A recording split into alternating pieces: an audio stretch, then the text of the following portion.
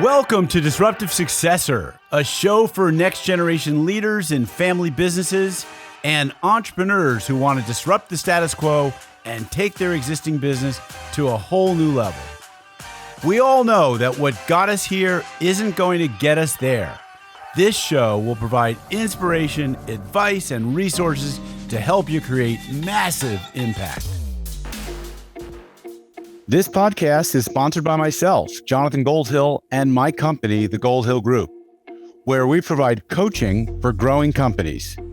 I'm Jonathan Goldhill, and my purpose is simple: to guide entrepreneurial leaders in family businesses towards more freedom and fulfillment.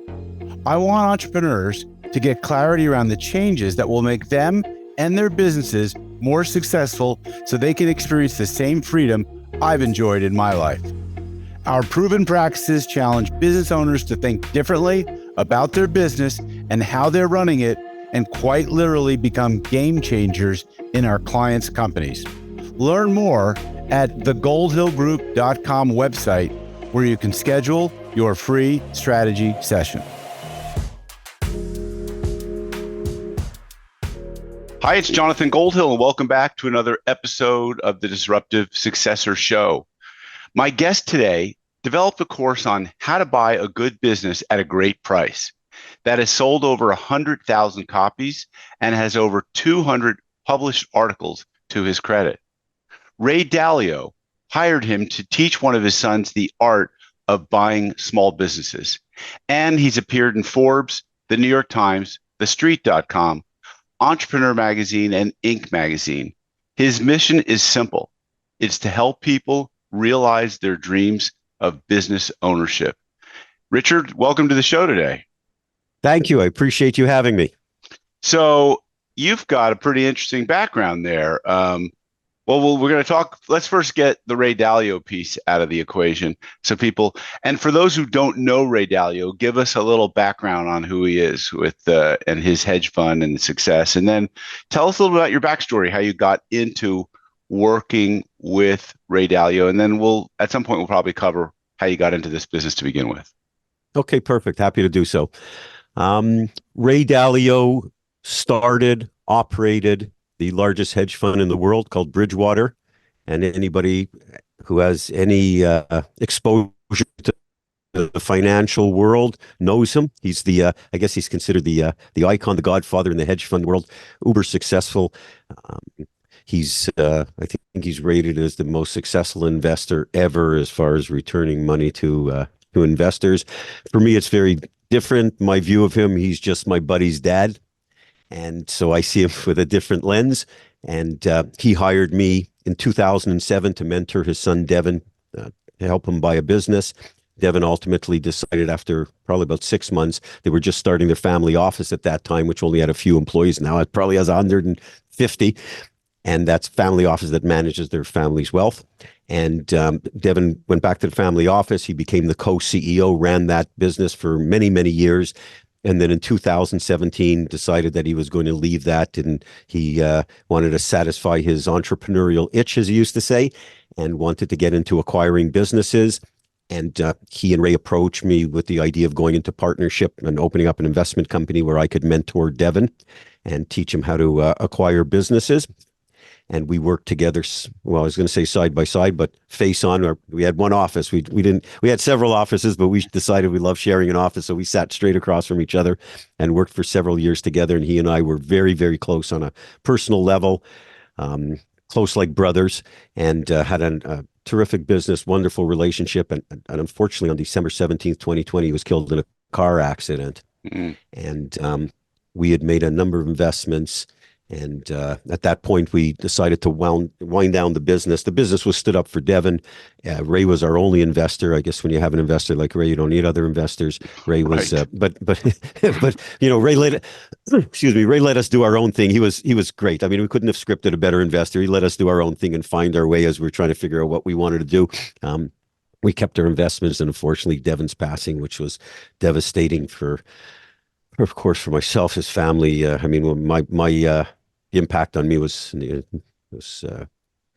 crushing, but nowhere near what, of course, his parents and his siblings and other family members felt. And it was just a horrific situation.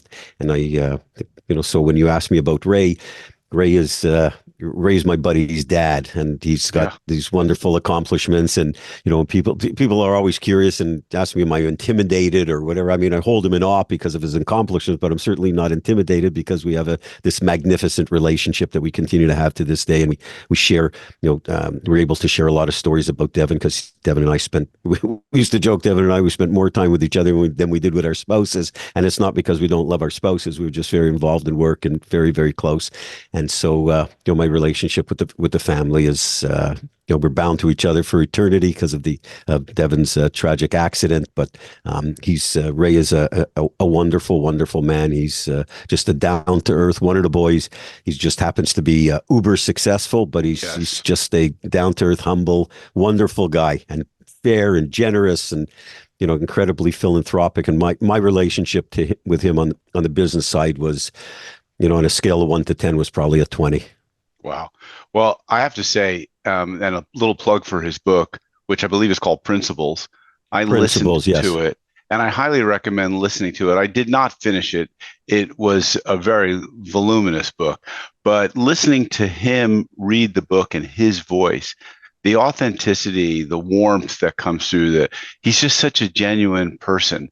And also the smarts and the things that they did at Bridgewater to the algorithms and the analytics that they used early on were so sophisticated and so proprietary, as I understand it, that it really made him, it exalted him, I think, in a lot of people's eyes. And for those who don't know it, highly recommend checking out that book. It's not so much of a leadership tome as it is a philosophical philosophy on life. You probably it's a good operating manual. Yeah, right? I mean, your assessment is pretty cool because it's more like an operating manual, and like if you do a Venn diagram of life, business, and relationships, it's sort of like it's like that becomes Principles is the intersection of all those. And I read it, of course. He sent me a beautiful signed copy with a very meaningful message that I'll keep private. But reading the book and having experienced, when Devin is rest in peace, him and I worked together. We reported to the family office, but we operated independently. But we took a lot of operational procedures from the family office which mirrored Bridgewater to a large extent because they were so effective. But the amount of learning that took place was incredible, and it's a constant quest for learning. And there's a couple of cool stories when we first met. Ray and I spoke a number of times. Devin and I had worked together. We'd always stayed in touch, and then we finalized our agreement. Our agreement was very quick. We did it on a Sunday in about 10 minutes, and then decided to go into. I mean, really, truly, and I might even be exaggerating at that when we decided to go into business together, and then we met just to put some final touches on a few things. And one of the things we were talking about, Ray brought up was, take me through your strengths and weaknesses, was a question that I was asked by him. I said, well, I got a lot of weaknesses. That list is much longer than the strengths. And he sort of banged his hand on the table and he said, we love weaknesses, because they really work to bolster people's weaknesses and enhance their strengths. And, one of the things which for me worked incredibly well, I'm a very blunt guy. I'm just, I'm just probably too old and too tired to beat around the bush at this stage, but I've always been this way. And I appreciate honesty from people, and like to think that I've skin as thick as a Buick, so I'm able to operate when people, I much prefer people who just straight up fun, if there's an issue, just punch me in the face with it because I want to know, and so we could deal with and settle it. And that's really, common throughout Bridgewater, the family office, and the relationships and dealing with people. If there's an issue, you deal with it head on. Office politics, like, they're non-existent. Zero. You have a problem with somebody, and I had one issue very early on. It got, bang, dealt with, addressed, resolved, solved for, instantaneously. So that, for me, and some people have trouble with that. That's really amazing because so many companies deal with politics. And I'm a big fan of Pat Lencioni, and he's written many books that basically oftentimes are dealing with office politics because of the lack of health in a team. And it sounds like part of Bridgewater's success, besides their research and incredible analytics, was the fact that they all played so aggressively on the same team and they were able to eliminate office politics. Yeah, well, I mean, I can't comment so much from Bridgewater because I worked with the family office, Yes. but that spilled over. And I think, maybe my choice of words of saying bluntness or whatever, the overarching umbrella to all of that is just honesty. It's Yeah. referred to as radical transparency by Yeah. Ray. It's become a buzzword and a very Exactly. popular term. I interpret it as just being honest with people, because if you could be upfront and not worry that if you say something that office politics spill in, people are worried that jobs are going to be at stake. And, one of the first things, and I alluded to earlier, when Ray embraced and the family office embraces weaknesses, you don't worry about your job. I mean, if Hmm. there's an issue, you deal with it. And if you screw up, you admit it and you fix it. And if Right. someone else screwed up and they shouldn't have, you address it. And they're not worried about losing their job, so they fix it. And so as a team, like the politics, even though Devin and we operated independently, we were exposed to it and reported to the family office. I mean, if you can embrace that, it's brilliant. It's like all of a sudden the sun shines every day because you're not worried about something lurking over your shoulder. If there's an issue, I remember reading years ago this book or a statement by Ross Perot from EDS when he sold his company to, I think he sold it to General Motors, or a Okay. big part. And he was talking about the situation. He said, if at EDS, if someone sees a snake in the hall, you kill the snake. Right. He said at General Motors, if there's a snake in the hall, they assemble and put together a committee on snakes, right? And so, and that was like, it was like the same thing in my exposure with the family office, and certainly that worked its way into my relationship with Devin. He was the smartest, nicest man that I'd ever met. The combination of the two, and our relationship went far beyond transactional. It was a beautiful personal relationship. We shared everything with each other, but it was always honest. There was never any judging, and so when you operate in that way, and I always have. So when you find yourself in a work situation, because I gave up my M&A work and I went to work full time with the family office for 4 years, and you're used to a certain way of working, and all of a sudden this is the way they operate, with complete transparency and honesty, and Amazing. and with an agenda to just everybody be better collectively. I mean, for me, it was unbelievable how wonderful it was. So you let's talk about your street credibility, because obviously you had a lot of it for Ray Dalio to pick you, and for Devin to pick you. Tell us a little bit about your background in M&A, and then I want to talk about your book a little bit. Okay, so I've been doing in the world of M&A for 34 years. I started buying and selling my own businesses when I was quite young. I was 29 years old, and I did it out of a matter of necessity, like most entrepreneurs who fail at something and pick themselves up and have to regroup. I was working for a company. I was doing very well. It was in 1990. I was 29, making $72,000 a year, which was almost ridiculous, probably triple what most of my friends and colleagues were making at that point. It was with a very fast-growing consumer products company in Canada that had gone public. And through my brilliance and the advice of some other brilliant people, I managed to blow $60,000 in the stock market buying on margin, which sounded great when people told me you only have to put up half the money, and when you sell the Right. stock, you get all the money back. Well, they don't tell you when the stock shits the bed, pardon my French. And Yeah. so here I was, $60,000 in debt, my first kid on the way. I have 4 children now, one grandchild. And I couldn't figure out, like, I was trying to think about how am I going to get out of this mess, and just changing jobs. I didn't want to change jobs. I loved my job. Even if I would have moved somewhere, so I would have get slightly more money, that was a possibility, but didn't really make a whole lot of sense. And as I tell the story to people who have asked me a number of times, I always tell them some of my options were I can go to Las Vegas, put it all in 17 black and see whatever money I had left, see, give that a rip, or I could Right. just buy a lot of lotto tickets, and I don't play the lotto. So neither one of those, and I don't gamble. So neither one of those two don't work. I guess I gamble or take risk in business, but I don't gamble at the casinos.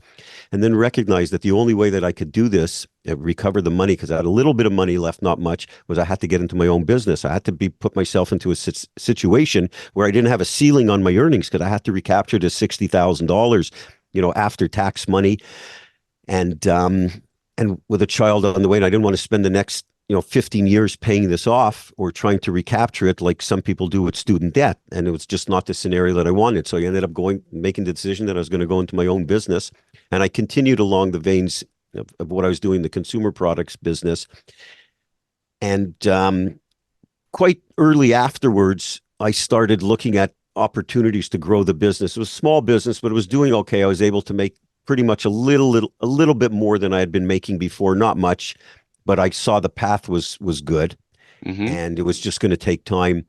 And as I was looking and growing the business, again, it was in consumer products as a manufacturer's rep and distributor, started looking and say, hey, I think I can grow this business much quicker through acquisitions than I can organically. Okay. I mean, there may be a lot of gratification for organic building, but acquisitions, I can grow this thing. So I started looking at ancillary businesses that I could bolt on to my then existing business, and I was selling to retailers For little money, I guess. Yeah, for little money. I didn't have much, and Right. so I found, and my clientele were the large retailers in Canada, like the Canadian version of what Walmart and Home Depots and that type of thing, big retailers. And Walmart wasn't even in Canada at that point.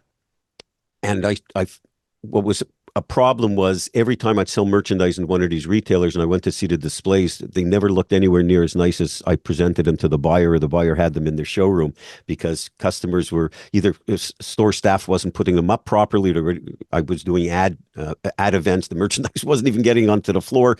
And so we developed this retail merchandising where we'd go into the stores and make sure my goods were put onto the shelves properly.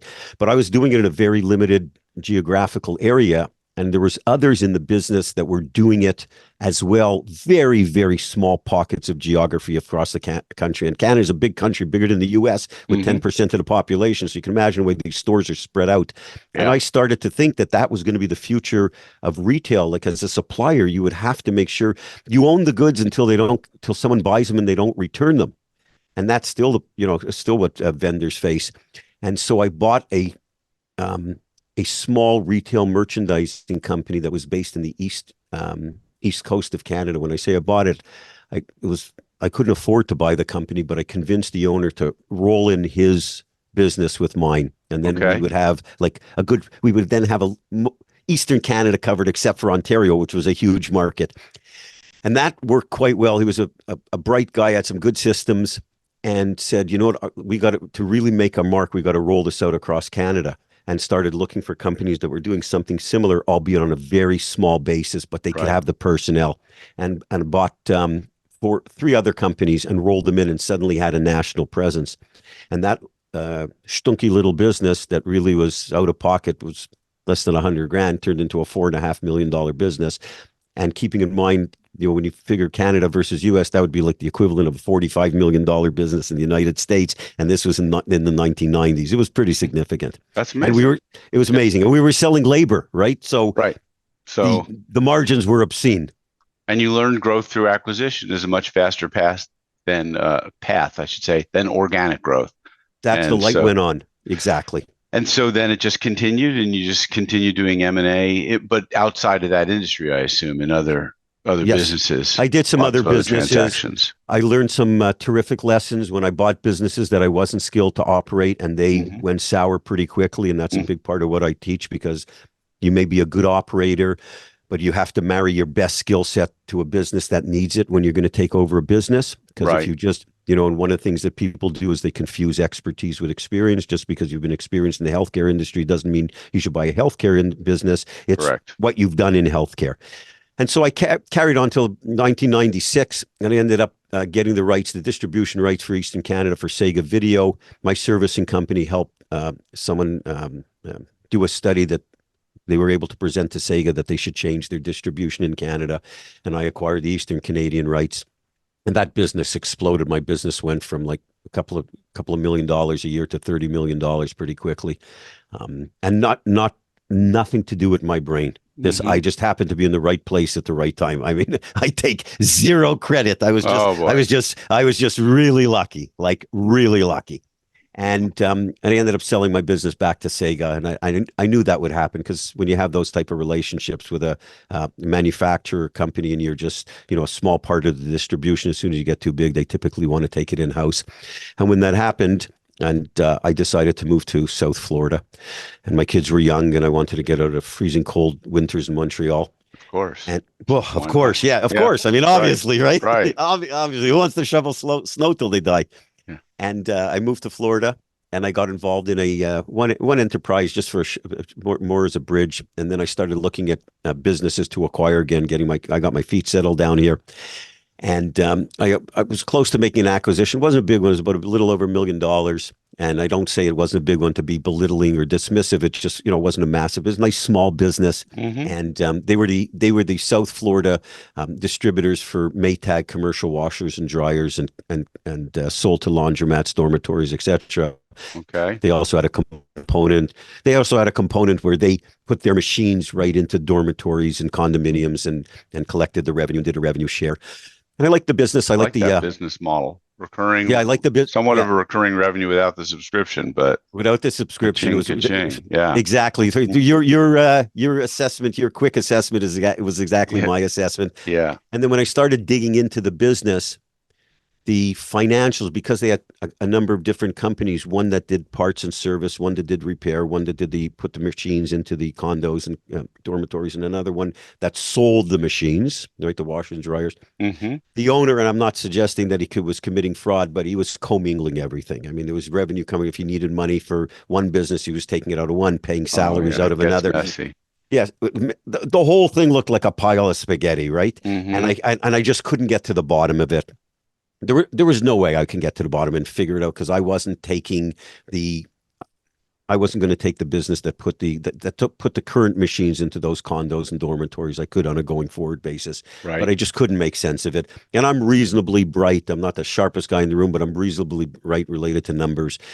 And it was just a mess. So I decided I was going to rescind the offer, and I told the owner. He wasn't very happy, but I was actually at his place when I told him, and I walked outside the building, and I was standing. It was in Broward County, Florida, where we're near Fort Lauderdale. And I remember standing outside of the building and thinking to myself, the average schmuck would have bought that business. And it's only because I've done this, 6, 7, 8 times before, that I was able to see where the skeletons and the bodies were, and what was problematic, and where 1 and 1 equaled -5. Like Mm. it was only from experience. And it really started to pique my interest about what does the average person do who's considering buying a business, who has the energy, the desires, the hopes, and the dreams, but doesn't have the acumen. And what do they Right. do to go about this process? Because, And on one side of the equation was the average person, there's not a doubt in my mind, would have bought that business. And so I was lucky. I was able to take some time off, and I devoted pretty much the next year to researching the whole real low end M&A market. When I say low end, Main Street USA, businesses that are going to be bought and sold up to about, it could be up to about $10 million, but really geared for the individual investor, because that was the person that I had real empathy for. right. Understood. PE firm makes a Yeah. mistake. That's their cost of goods. Someone who Right. goes out and buys a business and takes their life savings and That's puts it into it, they're exactly. finished. They Yeah. could be finished. So I really Got had it. really was my heart was really in their shoes. And what I learned was there was nothing to help them, like nothing meaningful. Business brokers, and I do business brokers. So if I'm saying anything disparaging, I'm saying disparaging things about my own trade. Business brokers, by and large, don't help them. They're not interested. They don't care if someone buys the right business. They just care if they buy a business. Correct. There's not a lot of accountants that are I really agree. suited to do valuations for small businesses. They focus all on the assets, and people Yeah. need to buy an income stream. Yeah. And attorneys, the attorneys have the role, but they're the last people that you should have in the room to negotiate the deal. Right. And the internet was really, it was then in its infancy, but there was just a pile of bad information, and now it's to the power of 1,000. I mean, there's misinformation, bad information, generic information, or misleading information.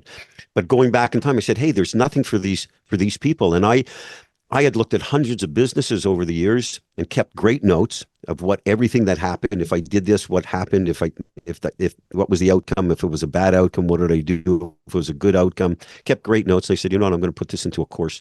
I just going to, where I can memorialize everything that I've learned to date, and put it into some material where it could help people, that could teach them what they need to know, what to do and how to do it. And the other part that I learned during all of my research was people that were looking to buy a business, even if they found any information that may be helpful at all, they needed handholding. because you could digest this information, but they really needed someone to march them through the process and be their Sherpa and put up guardrails for them when they were going on, when they're making mistakes. Yep. And so I said, my goal with this, I'm going to help anybody. I'm not even going to charge them. I just, I love this business and I love helping people. So I put this course together, and the night before we launched it, which was April 23rd, 2001, I can't believe it. Mm-hmm. My wife asked me the night before, how many do you think you're going to sell? And keep in mind, 2001, the internet was like antiquated compared to this now. And my wife asked me, how many do you think you're going to sell? I said, I really just hope I sell one. Like if I sell one and help someone buy the right business or avoid buying the wrong one, like that's good enough for me. Like I'm happy to have done it. And that was my agenda then. It still is now. I can't even believe we sold over 100,000 copies. Was it a book back then? Was it a video course? Was it a DVD? A CD? What was it back then? And what is a book and a floppy disk? Okay. And what is it today? Is it an e-course that you can download digital, on demand? Yeah, it's all digital. Right. There was no digital books. There was no downloads. It was typed up. I took it, printed it at Kinko's. I'm really aging myself, which became FedEx Office, ended up buying them. But I printed it at Kinko's. Someone ordered it. I printed them up. I put them in a binder from someone else, and I shipped it to them via UPS. The thing weighs 9 pounds. There've been lots of updates over the years, and I developed a magnificent valuation. But the nice thing is, it's still helping people. And I spend my days answering calls and emails, and I don't charge people. That's great. And we've got tens of thousands of success stories. So I've bought a lot of businesses. I've done some really nice things and some fun things in my life. And I've been very blessed, and I've made plenty of big, ridiculous mistakes. Well, let's get into talking about that. But let me ask you, why is now the best time in 3 decades to buy a business, do you think? Well, I think it's what I like to refer to as beautiful upheaval. There was so much carnage going on in the marketplace and uncertainty. Some of it correct, some of it just imagined, if you will. But let's talk about the real stuff, which is increasing interest rates, number one, which always makes leverage very difficult in these businesses or challenging. The second piece is we've gone through the years after COVID. Nothing has really normalized, because if you go back and look at financials of a company during those COVID years, there's no rhyme or reason. Some companies did great, other companies did terrible, and it's hard to really measure what resembles reality. Like, does 2019 more closely resemble reality, or does today? Right. And so some companies and some of my clients were only profitable because of the government handout money, which is kind of crazy. Well, it's kind of crazy, but it's very common. Right. And so for an individual buyer looking at something and say, hey, I'm willing to base my price on the past. I'm thinking about today, but I'm buying this for the future. I have no way to even closely predict what it's going to look like based on what I'm seeing here, because it was a roller coaster, right? Some companies, just consumer products companies, some of them, are taking a haircut of 20, 30, 40% because of the increase in COVID. Certain industries went bonkers. Like, I'm not sure if this is a G-rated show, but like like adult toy business went through the roof. Right. Everybody's stuck at home. Right. And those businesses dropped like 20, 30% and more. And there are other businesses that went the other way. And so when you take a look at these where you can't really get your head around what the consistency is in financials and in revenue and earnings, because the years were so choppy and inconsistent, the interest rates going up takes a lot of people out of the market. And, there's always this looming threat of a recession and nobody really knows. Well, all of that, what happens is that's all bad for the seller, right? All bad for the seller, because it reduces the buyer pool exponentially, because people say, well, I'm not going to, an SBA loan is 11% today. So people say, well, I'll sit on the sidelines. So the buyer pool shrinks, and it's supply and demand. When there's less buyers, right, it's a buyer's market, right? It's not a seller's market. And is the SBA really at 11% these days? Yes, because I haven't tracked that over years. Yeah, that's amazing. That's the highest I've ever heard it.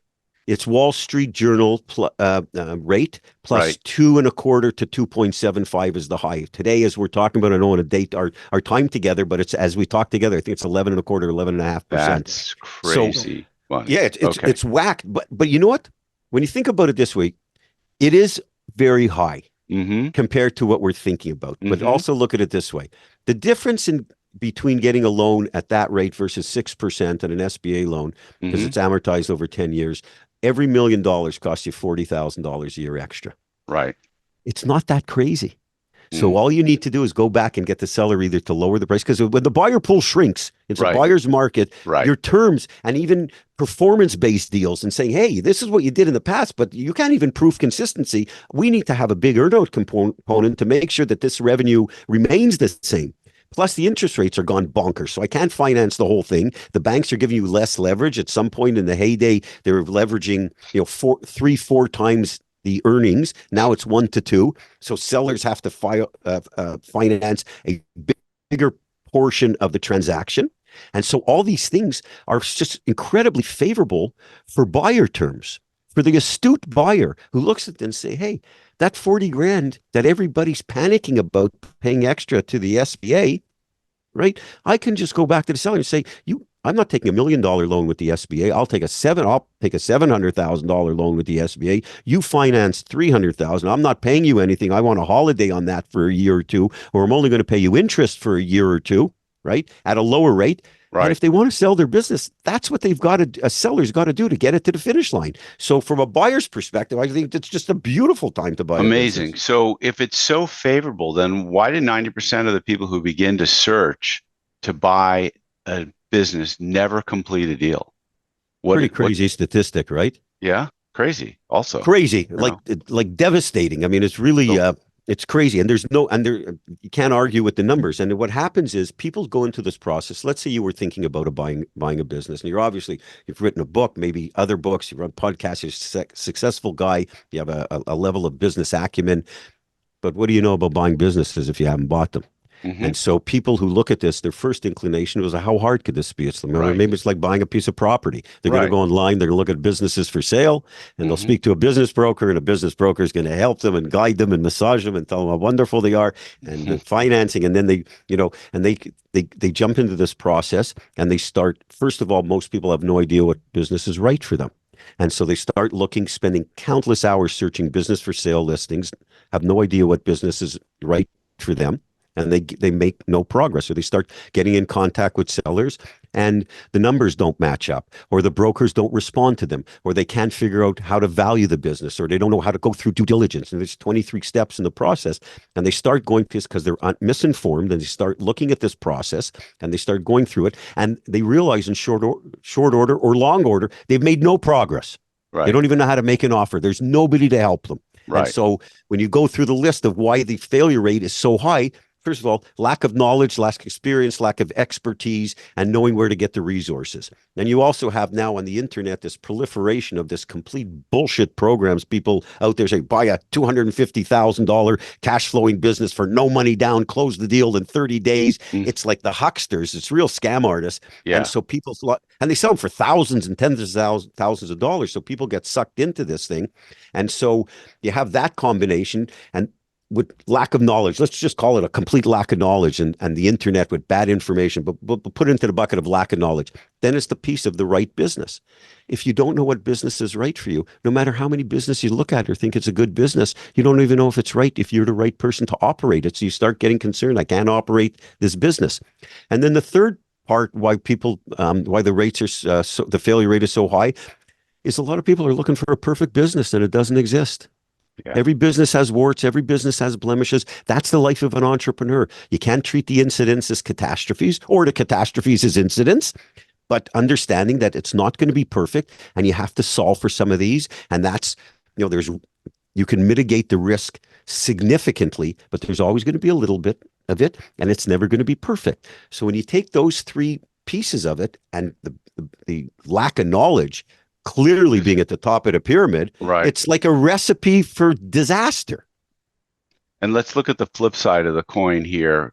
What percent of of sellers that go to market to sell their business never end up selling? And I guess to look at the data, if you even know what it is, you'd have to look at the entire universe on maybe a website like bizbuysell.com or something like that, where all the mom and pop liquor store, grocery stores, handyman businesses, they don't sell because they don't have any value. But would you say that 2/3 of them or more never even sell at all? They just Bingo. yeah. Bingo. The number is 75%, which is talked about. So it may be worse, right? But Right. and I know from business broker friends or some that run big companies, and I say business brokers because they're doing Main Street USA businesses, the ones that you just gave examples of, and business brokers. While they only sell 10% of all businesses, they control pretty much all the business for sale websites. And though the average brokers will 75% of their listings won't sell, and they shouldn't sell because they're garbage businesses. Right. And so you have a thing, like, think about this universe, right? You have people that are not prepared for this process, searching in areas that don't offer the best selection of businesses that are available for sale, selecting from a group of garbage businesses. Like, how could the statistics not be abysmal? I mean, it's like impossible not to be terrible. Terrible. Unbelievable. Terrible. I mean, we're a little lucky, by the way. Like, 82% of our clients who follow our course and use our consulting buy businesses in 6 months. It's pretty crazy. That is amazing. And there's so many things that can go wrong if you own already an existing business and you're buying a competitor or an ancillary business. I mean, that's challenging in and of itself as well, because I think the reason why is the integration of the cultures of the two organizations. They're oftentimes a misfit, and it's that at least on a larger level with the big companies, the Hewlett Packards buying compact computers and of that size type deals, the cultural integration fails. And I think your assessment, well, as you were talking, and I started thinking about it was a couple of years ago, I would say that your assessment is so spot on, because the single biggest issue plaguing large PE firms, big institutional buyers, is the transition. They acquire a business, and especially when they have a portfolio company, and that company has to get used to a new culture. They're still operating the business, but there's new systems, there's new reporting in place. That gets magnified when that portfolio company starts to buy companies to add, top line and bottom line. And that integration, the transition and the integration, is a massive issue. They've gotten much better at recognizing it. There's some companies now that do nothing but focus on planning for the transition. It's like the the new president during the gets his team in place for his or her inauguration. And you see it less on the lower level. So that's actually a good thing. On the higher level, definitely, because people are set in their ways, there's culture, whatever. But on the lower level, oftentimes when there's that type of acquisition between competitors and some of the businesses that you were talking about, oftentimes an owner leaves. They make an acquisition, and the ancillary business that they're buying, oftentimes that owner just retires or they get them out pretty quickly. And it's not as there may be some cultural issues, and they certainly do exist, but you could resolve them oftentimes quicker because there's a new sheriff in town. You own a business, you're in the HVAC business, and you've got a successful business. Now you're buying another HVAC company. And if there's short order, you realized, I bought this guy's company. This, company's good, but he's driving me bonkers. Right. I just got to throw him out. I got to pay him whatever and get him out of there. That's much easier to do than a company that got 400 employees. Right. So, it's problematic, but it's less so. You can absorb a challenging acquisition better, actually, on the smaller end, in my view.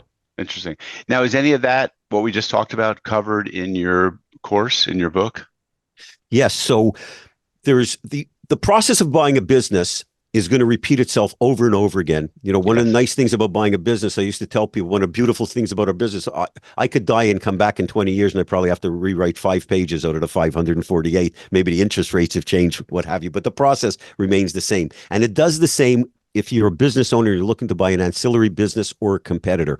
And it is covered because the process is the same. However, that's one of the cases where I tell people, we need to sit down and have a conversation. I'm going to walk you through some of the things that you should be aware of over and above or as a sidebar to some of these competitive acquisitions, because you may want to do it a little slower. Like, you may not want to the other side may not want to disseminate information to you too quickly. There's protections that you need to put in place. Like for your non-disclosure agreement, you may sign a mutual one, but you should both be prevented from stealing employees or customers from each other. Those type of things. So there are those peculiarities that you need to add in, those nuances that are related to, growing through acquisition if you're a business owner, and again, if it's an ancillary or competitive acquisition. But on the whole, 90% plus of the process is the exact same, whether you're doing it for that or you're a first-time individual business buyer going out and acquiring a business. Richard, thanks so much for sharing your wisdom with us. Richard Parker, How to Buy a Good Business at a Great Price. If people want to find that book, do they just Google your name, go to richardparker.com, or Google How to Buy a Good Business at a Great Price? What's the best way to find it? Well, probably all of the above. I know that if they go to richardparker.com, I have hundreds of articles that are there. They're free articles, some free reports that I think people will find very helpful, and they could learn more about the process, and some of which we've talked about today. The guide is available there through a third site, my other site, or second site, which is Diomo, the abbreviation for doing it on my own, diomo.com. But if you go to richardparker.com, they can find all the information and easily figure out how to go to the course page and order it. And at the very least, they'll get themselves a real good education. And if anybody has a specific question related to buying a business or selling and wants some feedback from me, they could use our contact us page. Just put on there to please send it to my attention, and I'm happy to jump on a call and help anybody. Great. Richard, thank you so much. You're a great storyteller. You're a wealth of knowledge and wisdom, and you've had a storied career. So it's been wonderful to have you on the show. Thank you. I appreciate you having me. All right, folks, you know the drill. If you like this show, please share it with others. Please give us a great rating on your listening podcast application of choice, and stay tuned for future episodes of our show. This podcast is sponsored by myself, Jonathan Goldhill, and my company, the Goldhill Group, where we provide coaching for growing companies. I'm Jonathan Goldhill, and my purpose is simple: to guide entrepreneurial leaders in family businesses towards more freedom and fulfillment. I want entrepreneurs to get clarity around the changes that will make them and their businesses more successful, so they can experience the same freedom I've enjoyed in my life. Our proven practices challenge business owners to think differently about their business and how they're running it, and quite literally become game changers in our clients' companies. Learn more at thegoldhillgroup.com website, where you can schedule your free strategy session.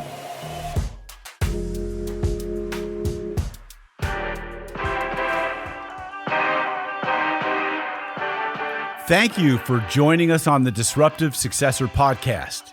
If you enjoyed today's episode, please subscribe, review, and share with a friend who would benefit from the message. If you're interested in picking up a copy of my book, Disruptive Successor, go to disruptivesuccessor.com.